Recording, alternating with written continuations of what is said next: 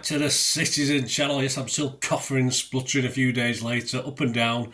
I think you feel better one minute and then deteriorate the next, and getting up at 2 in the morning to go to work 3 or 4 days a week doesn't help either.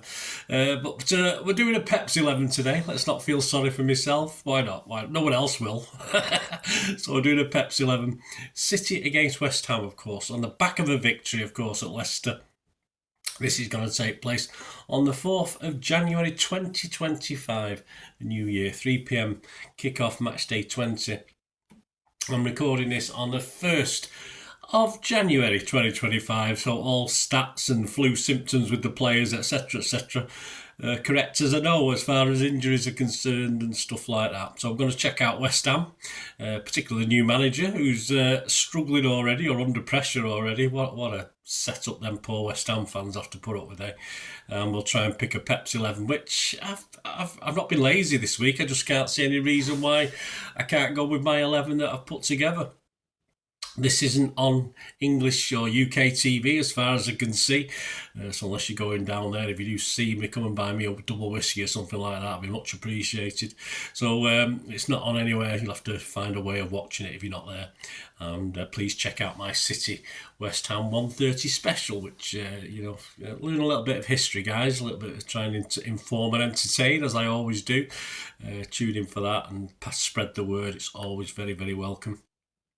Our home league record against West Ham is one of the best we've got against any team, in fairness. We played 55, won 40, drawn 5, lost 10, 117 goals scored, 65 against. So pretty impressive, although we'll say we never really hammered the Hammers, have we? So with that sort of goal difference. How is Moyes' successor been doing? Well, the current manager, of course, since 23rd of May 2024 was Julen Lopetegui, or something like that. My apologies, Julen. He left Wolves to take over, of course. His record at Wolves was nothing special. An odd choice, but there you go. Played 27 at Wolves and won just 10 games with a 37% win ratio there. He signed a 2-year contract with an option of a third year. I mean, more like a 2-month contract with an option of a third month, I suppose, the way it's going for the poor guy. On his debut, of course, 17th of August, they did get beat by Villa at home, which is no shame. Villa were playing really well. And that meant that Hammers broke a league record by being defeated 16 times on opening days. There you go. So a record you don't like to have. He achieved his first win 1 week later, though, 2-0 at Crystal Palace. So he did okay. And his last 6 had not been that bad, actually. All right, forget this last one. 29th of December, they lost at home to Liverpool, of course. Who were flying at the moment, let's be honest about it, whether we like it or not, 5-0. They'd beaten Southampton previously on Boxing Day 1-0 at their place. They'd drawn at home with Brighton 1-1. They'd drawn away at Bournemouth 1-1. They beat Wolves at home 2-1, and on the 3rd of December, they'd lost at Leicester 3-1. But it was not bad. That leaves them in an okay 13th, I think. I don't know exactly what the board and who picked this guy are expecting at the moment. The 23 points, 8 ahead of the relegation zone. Just that one defeat against Liverpool in the last 5 games, I thought they're doing okay, aren't they? But this Liverpool defeat has re-energised the fans' disquiet. No doubt about that. We have a lot of respect, of course, between our sets of fans, and we have to stand by what they say about what's going on. And the board aren't happy, for this guy that they picked a few months ago. And most think he's only got a couple of games left to keep his job. And of course, if we beat them, which we hope we will, that won't make it any safer. I'm not sure what we can expect, or West Ham can expect, from the idiots that run the club. You've got the likes of Karen Brady, of course, is about as I won't go into too much detail. She's not a big fan of us, and I'm not a big fan of her. So, but that's sort of the quality that they've got running the club. It's no wonder they struggle. And he's actually 4-5 on to be the next manager to get the sack. So the bookies aren't usually far wrong, are they? They did finish 2024 conceding the most goals in a Premier League calendar year, though that's not all his fault, is it? Not Julian's fault. But under pressure, Lopetegui may have an eye on causing an upset at the Etihad. He needs it, in fairness. Why not? I mean, he's got nothing to lose, has he? He may as well go for this. It's probably not good for us, the fact he's being put under so much pressure, because at the end of the day, it looks as though he's going to be kicked out anyway. So he may as well try and get kicked out and throw caution to the wind while he does it. We'll have to see, won't we? But that'll bring us to us, of course. At the end of the day, whether they can or not depends on us. It depends on Pep's 11. If you look at the team and the squad against Leicester, Ortega, Lewis, Akanji, Aki, Gvardiol, Kovacic, De Bruyne, Silva, Civi, Foden and Haaland. On the bench, subs Carson, Walker, Grealish, Doku, Gundo, Simpson, Pusey, Mubama, O'Reilly and McAtee. Nunes and Ederson, those not featured in that squad, seemingly, apart from the ones we know about, obviously Bob and Rodri, only have a slight chance. Diaz as well, of course, comes into that at the moment. Only have a slight chance, probably less than 20%, 25%, so I can't imagine Nunes and Ederson being anywhere near the starting 11, never mind the squad. And I think we probably can discount anyone else who wasn't in that squad for the Leicester game. I don't think Pep will be in any rush with 6 days between these games to change too much. I just don't see why. I think this might be purely a copy and paste for Pep, and it'll be a copy and paste for me as well. With that break, Aki was off on 70 minutes, of course, so that was a bit earlier than the previous game. Hopefully, it was just to rest him and not injuries. We don't know. Who knows? So Aki might be one that we can't copy and paste into this game. McAtee, of course, was a breath of fresh air when he came on. I did comment in my story of the game and on Bolt from the Blue that he's probably one of the only players at City at the moment who doesn't lack confidence, because all the others have had the confidence knocked out of them, and you can see it in the way they're playing and they're restricting themselves. And I think McAtee's, if you like, hopefully people like Pusey and Wright could play with a similar sort of lack of fear. Which I think is very important. And McAtee was a breath of fresh air. Pep may use him again, but I just know Pep. I just don't think he will.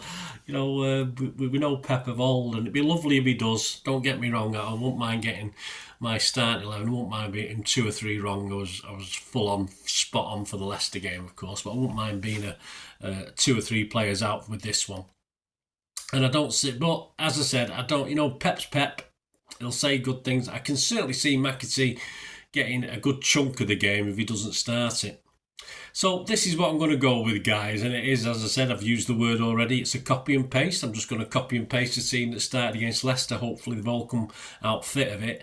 And unfortunately, people like McAtee will lose out, and people like Grealish won't be considered, etc., to come into the team. Gundo will get a continued rest, perhaps coming back for the Salford game, something like that. So I'm going to copy and paste that starting 11. As I said, I'll be happy if I only get 8 or 9 and a couple of your McAtee makes an appearance, etc. I'll be happy for that to happen as well. But I'll go with this. Let me know your thoughts. Ortega, Lewis, Akanji, Aki, Gvardiol, Kovacic, De Bruyne, Silva, Savic, Foden and Haaland.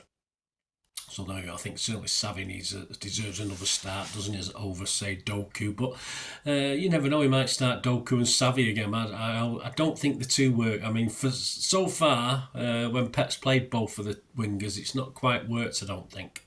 So I'm happy if he doesn't anyway. Let me know your thoughts, guys, anyway, on that 11. Right, predictions, yeah, the new Manchester City digital magazine is out, so we've got Andy Morrison's predictions for the month. It was very positive, of course, throughout December, because he's had to do things early. This is a bit more up-to-date, so he knows City is struggling a bit. He probably did this before, certainly before the Leicester game. So when he's making his predictions, he's having to allow for just how badly or well we're playing, isn't he? So this is his verdict on this West Ham game anyway. He said, I'm backing us to start the new year with a win. West Ham have had the odd good 90 minutes here and there, but most of the time they've looked a little underwhelming, and I don't see them causing too many issues here. Liverpool took them apart at the London Stadium, so I'm hoping we can do something similar. There you go. So I understand that. We're not going to... Is something similar, though, isn't 5-0. That's for sure. His prediction for this game, I hadn't seen this prediction before I did mine. I'd actually done my prediction on the basis that Andy didn't have one. I was hoping the magazine would come out before I did this, but I wasn't sure. And he's gone 3-1 West Ham, which you can get 9-1 generally at the bookies. And that's the score I predicted. So I'm not going to alter it just for the sake of it. I thought 3-1 as well. I think West Ham are capable of scoring. I'd love a 3-4-5-1 for City, but let's go for a cheeky 3-1, which is pretty standard. It's not the most popular scoreline. These odds are at the 1st of January 2025. 2-0 is the most popular, 8-1. A 2-1 is 15-2, and a 3-0 is 9-1. So you've got those other scorelines. Of course, to win the Premier League, City are probably not really into. We have moved in slightly after that win at Leicester, but not enough. When you think Liverpool have gone from 8 to 11 on to 1 to 4 on. I think the bookies aren't daft, are they? I mean, you know, the Liverpool fans at 8 to 11 could have been lamping. I would have got on at 8 to 11. I'll be honest with you. I would have been happy with that.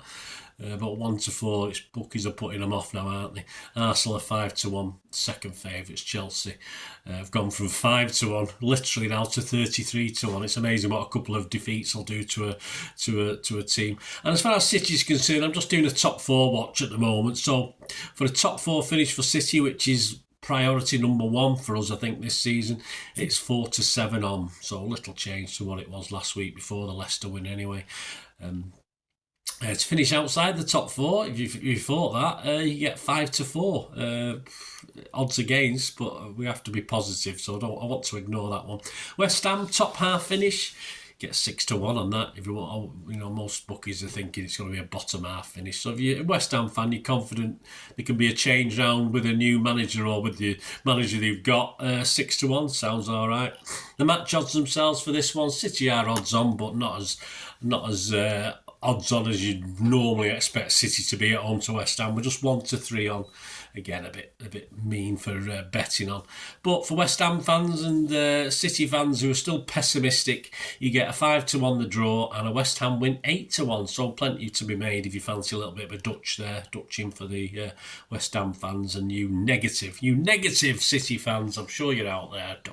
I'm sure none of those negative City fans listen to my channel. I'm always Mr. Positive. Okay, perhaps not.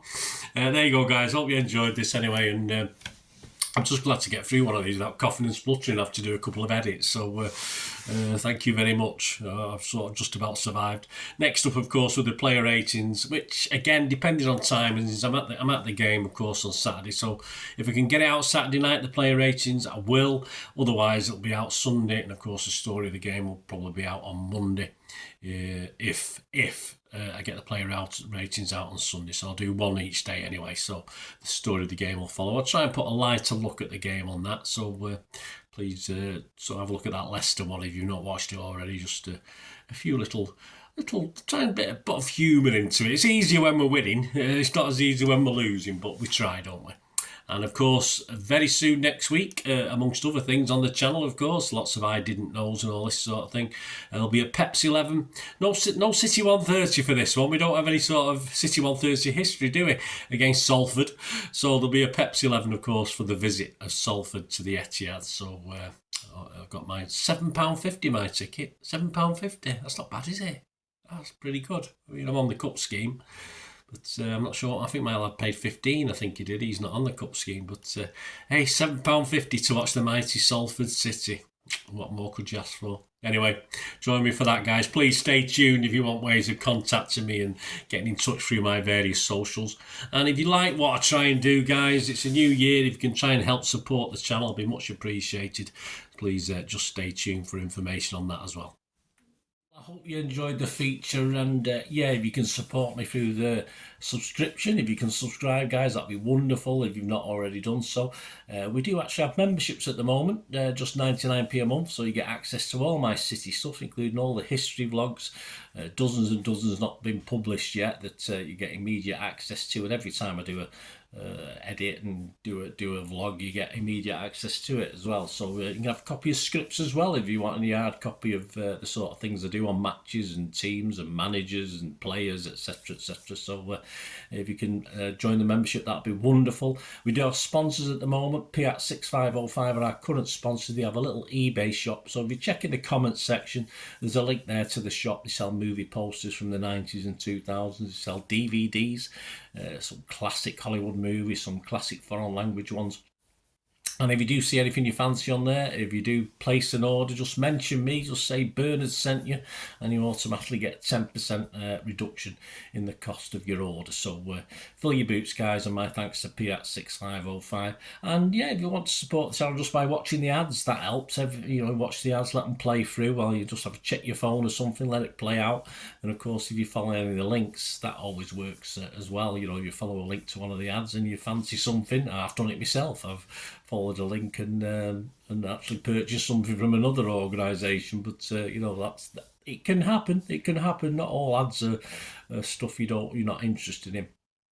And of course, even give us a like, guys. That would be absolutely fantastic. All likes are much appreciated. Anyway, thanks for watching. Until the next time, of course, I only ever ask one thing, don't I? Please, I ask you all to stay safe, especially you Blues. Until the next time, come on, City. Bye for now.